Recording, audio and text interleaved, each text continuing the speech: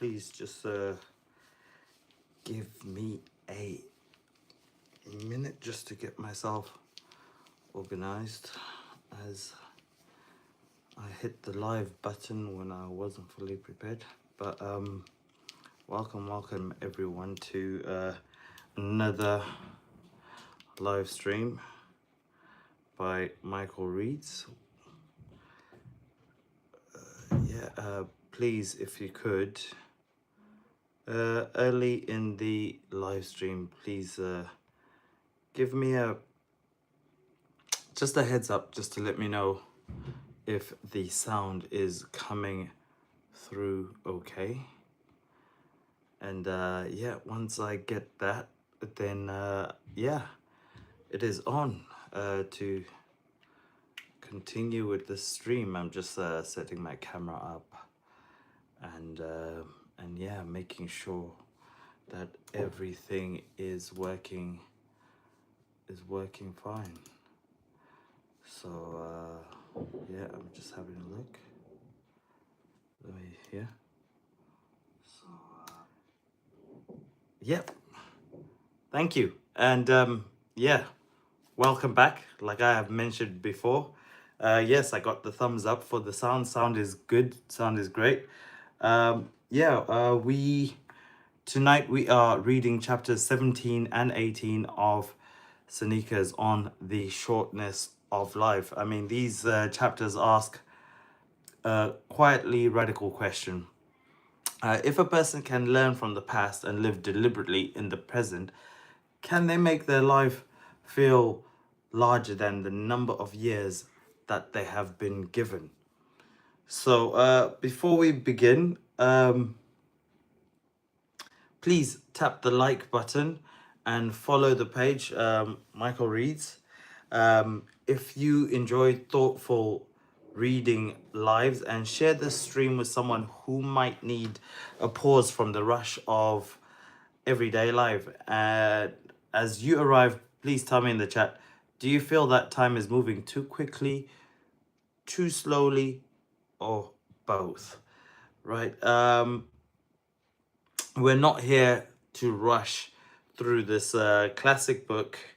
We're here to see whether it has something honest to say to us.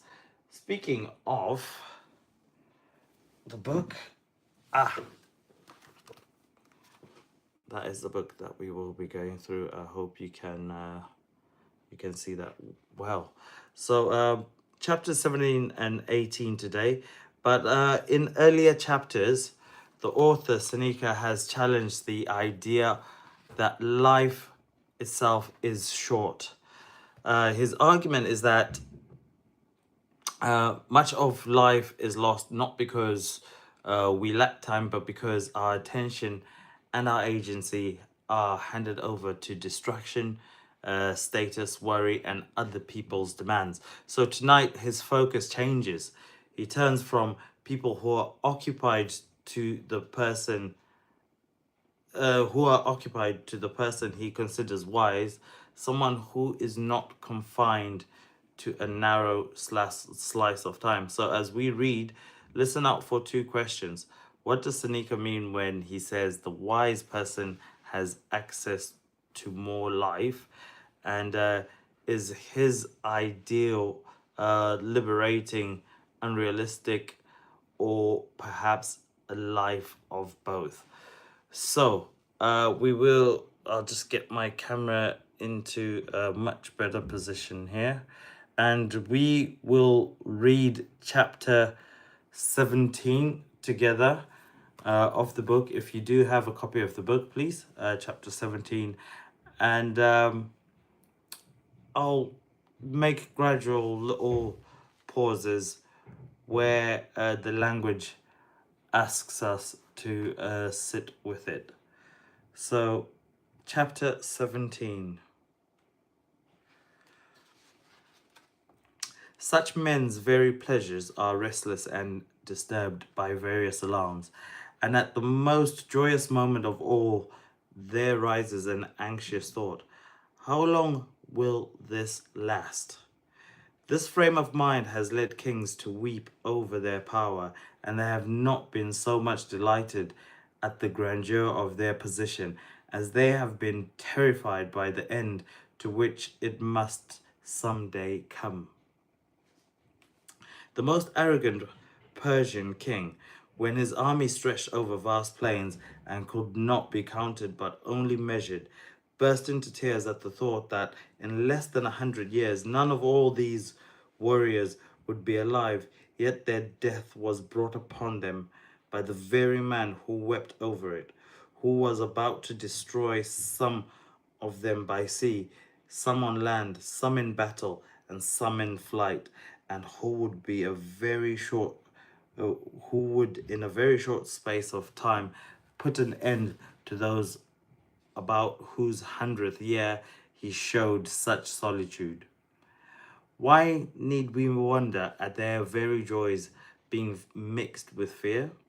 They do not rest upon any solid grounds, but are disturbed by the same emptiness from which they spring. What must we suppose to be the misery of such times as even they acknowledge to be wretched, when even the joys by which they elevate themselves and raise themselves above their fellows are of a mixed character?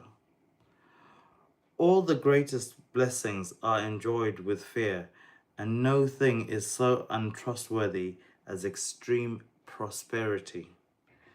We require fresh strokes of good fortune to enable us to keep that which we are enjoying, and even those of our prayers which are answered require fresh prayers. Everything for which we are dependent on chance is uncertain. The higher it rises, the more opportunities it has of falling. Moreover, no one takes any pleasure in what is about to fall into ruin. Very wretched, therefore, as well as very short, must be the lives of those who work very hard to gain what they must work even harder to keep. They obtain what they wish with infinite labor, and they hold what they have obtained with fear and trembling. Meanwhile, they take no account of time, of which they will never have a fresh and larger supply. They substitute new occupations for old ones, and hope leads to another, one ambition to another. They do not seek for an end to their wretchedness, but they change its subject. Do your own preferments trouble us? Nay, those of other men occupy more of our time. Have we ceased from our labors in canvassing? Then we begin others in voting. Have we got rid of the trouble of accusation? Then we begin that of judging. Has a man ceased to be a judge? Then he becomes an examiner. Has he grown old in the salaried management of other people's property? Then he becomes occupied with his own. Marius is discharged from military service. He becomes consul many times. Quintius is eager to reach the end of his dictatorship. He will be called a second time from the plough. Scipio marched against the Carthaginians before he was of years sufficient for so great an undertaking. After he was conquered, Hannibal conquered Antiochus, being the glory of his own consulship and the surety for that of his brother. He might, had he wished it, have been set on the same pedestal with Jupiter, but civil factions will vex the saviour of the state, and he who, when a young man, disdained to receive divine honours, will take pride as an old man is obstinately remaining in exile. We shall never lack causes of anxiety, either pleasurable or painful. Our life will be pushed along from one business to another. Leisure will always be wished for and never enjoyed.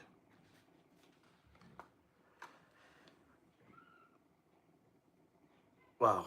So, what I hear in chapter 17 is the authors claim that a reflective life is wider than a merely busy one. The person who studies history, philosophy, art, and human experience does not literally live for centuries, but they gain access to perspectives beyond their own moment. This is a beautiful idea. A reader can sit in their own room and still encounter people who lived under entirely different conditions, faced different fears, and asked many of the same questions we ask now. But I also want to be careful with the author. There is a possible blind spot here. Not everyone has equal leisure, education, safety, or freedom from responsibility. A parent working long shifts, a carer, or someone surviving a crisis is not necessarily living poorly because they have little time for classical study. Circumstance absolutely matters. So perhaps the generous version of Seneca's point is not only scholars live fully. Perhaps it is make some portion of your life your own, however small it may be. So I ask you guys who are viewing now, which gives you stronger sense of perspective? Reading old books, speaking to older relatives, traveling, prayer or meditation, making art, or something else? Please feel free to send me a comment in the chat and let me know. Now, when we think of chapter 18 takes the thought even further. So Seneca imagines philosophy as a kind of open community across time. You may not be able to meet the great thinkers of the past face to face, but their ideas remain available for conversation, such as in these books. So let's see whether that sounds inspiring, whether it is elitist, or both. Let's read chapter 18.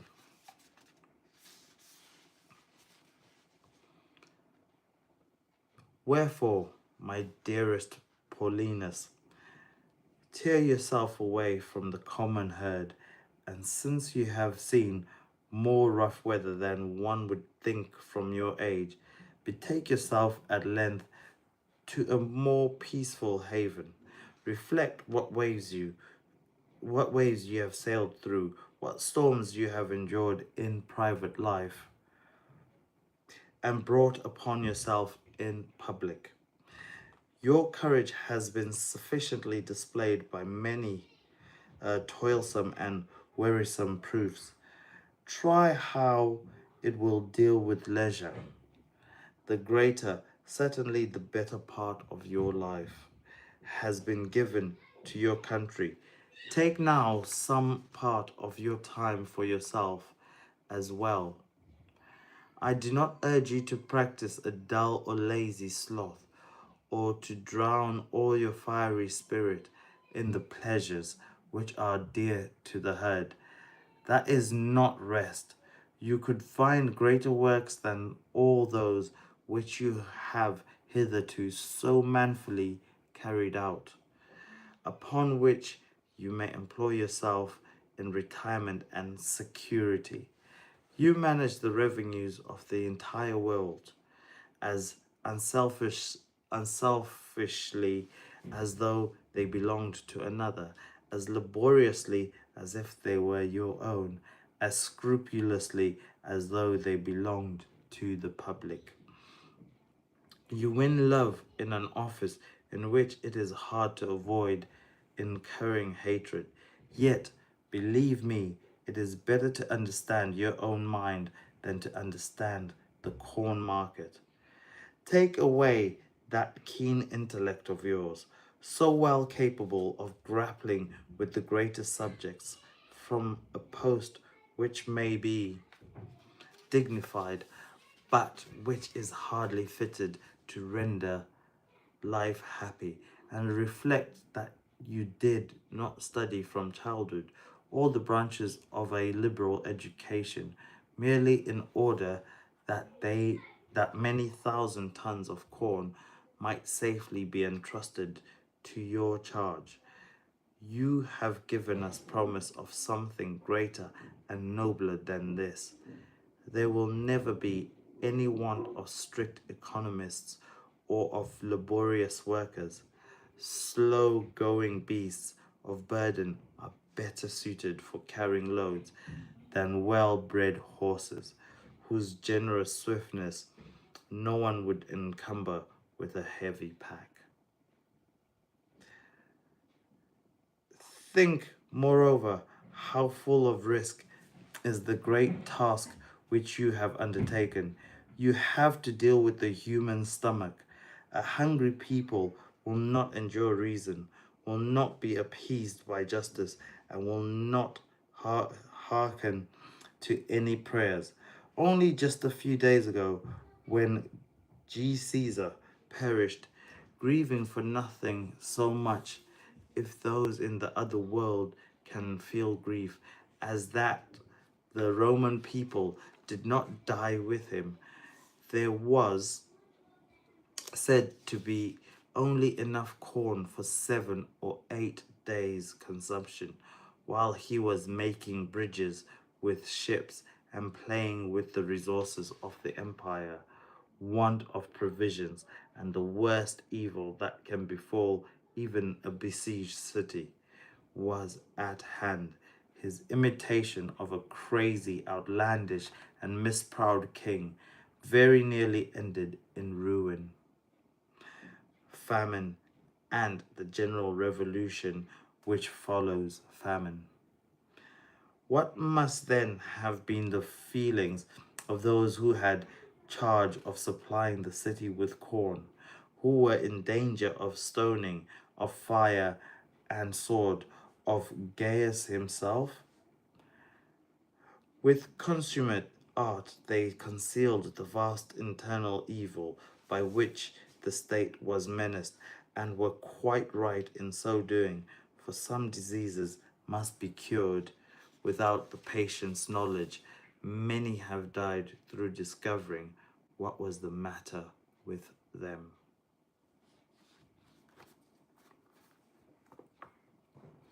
So, for me, after reading this, the appeal of Seneca's image is that books can interrupt the loneliness of being trapped in one's own decade.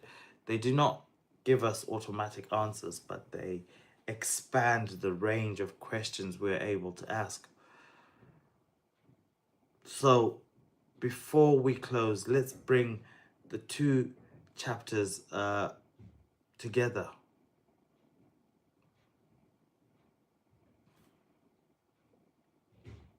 And give them a fair reading. Let's give them a fair reading. Let's discuss what Seneca is arguing. Seneca argues that the wise person's life is not restricted to the present instant. Through memory and historical understanding, they possess the past. Through attentive living, they use the present. And through purposeful anticipation, they face the future without being consumed by it. So in chapter 18, he develops into a vision of intellectual companionship. The thinkers of the past remain available through their work. I mean, we've covered a few books so far. We have done on the channel. We have covered The Art of War by Sun Tzu, which is an ancient book. I'm just mentioning thinkers of the past. We have done Bushido. We have covered The Richest Man in Babylon. We have covered, Meditations by Marcus Aurelius. You can find them all in playlists on the channel, so have a look and gain some wisdom from all of those. We did full readings and we analyzed everything that we went through. So the thinkers of the past remain available through their work, and their work can affect us in today's world, you know, with any of the difficulties that we are going through. So philosophy becomes a shared space across many generations. Some of these writings are thousands of years old. So what is compelling about this argument? I mean, first, Seneca gives reading a serious purpose. Books are not merely an escape. They can deepen judgment and loosen the grip of whatever happens to be fashionable or urgent today. So, I mean, I started this channel because I wanted to make reading a habit rather than spending my time scrolling.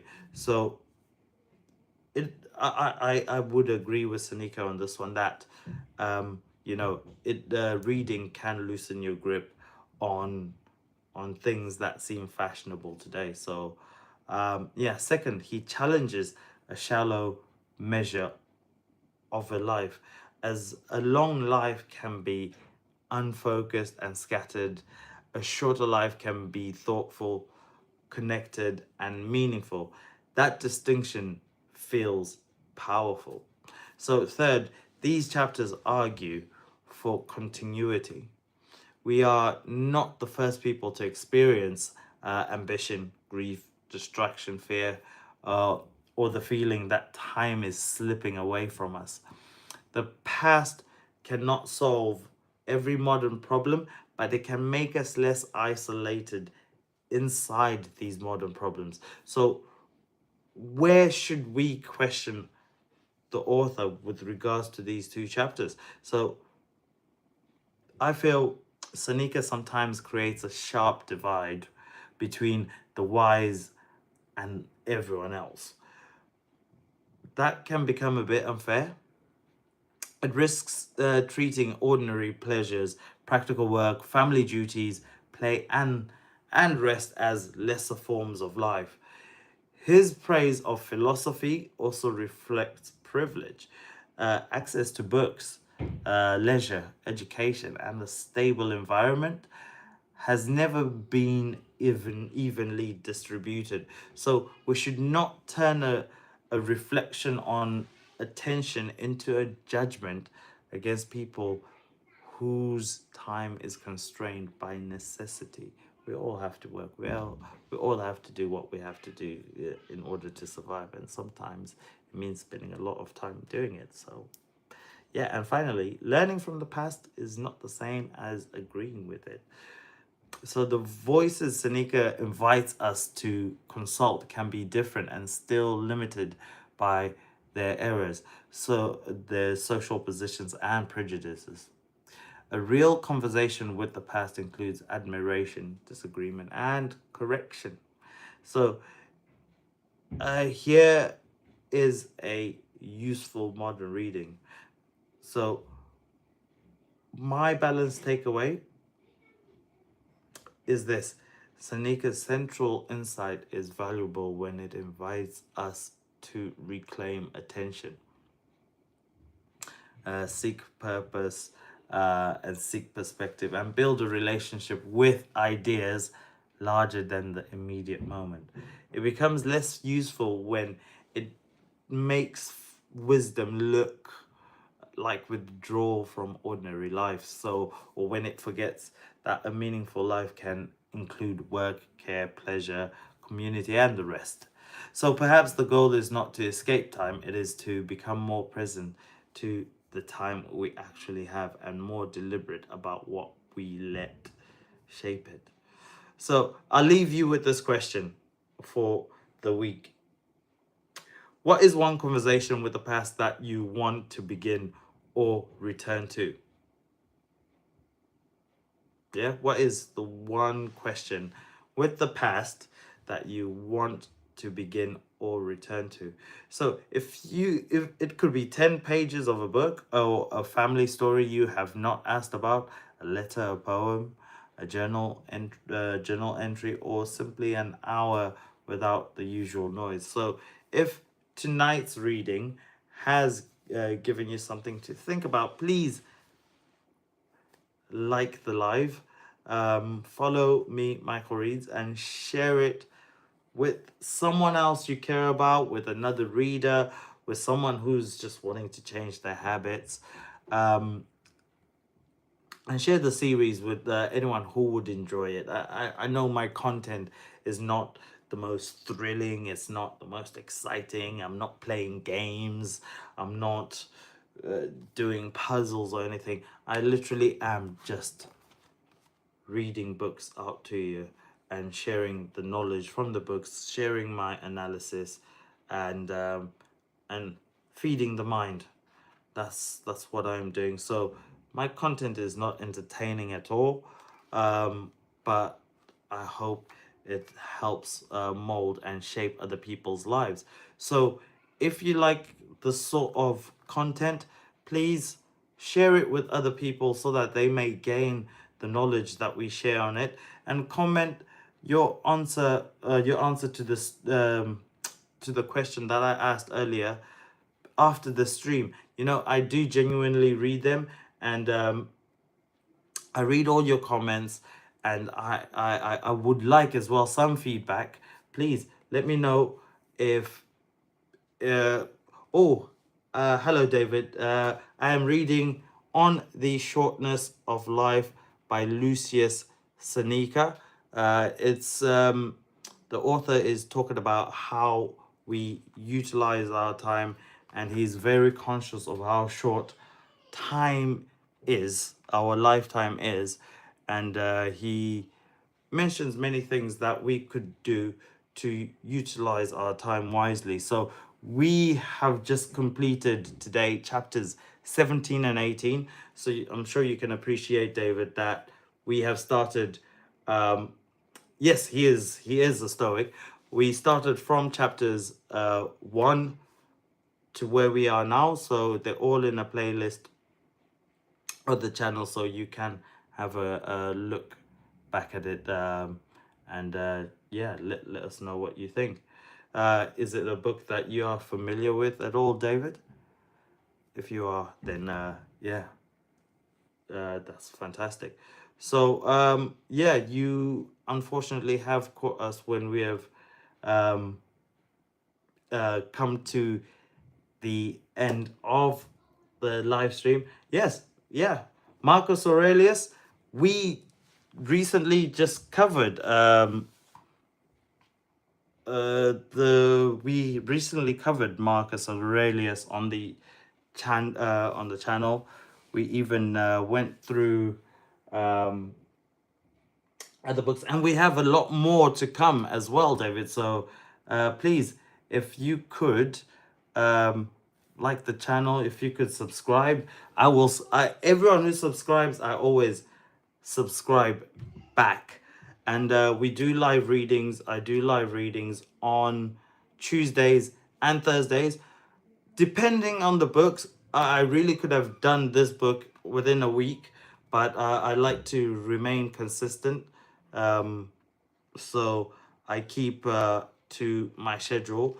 However, for any future books, I will be sort of doing my live streams. If I can complete the book within a week, I will be doing them every day. But if they're much longer, I will be sticking to my schedule. So yeah, we have covered meditations. We have done The Richest Man in Babylon, which we just finished before this. And I have a lot more to come.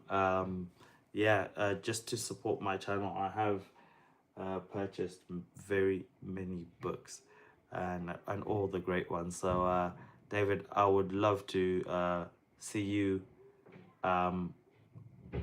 more on the channel, and you know, if you can.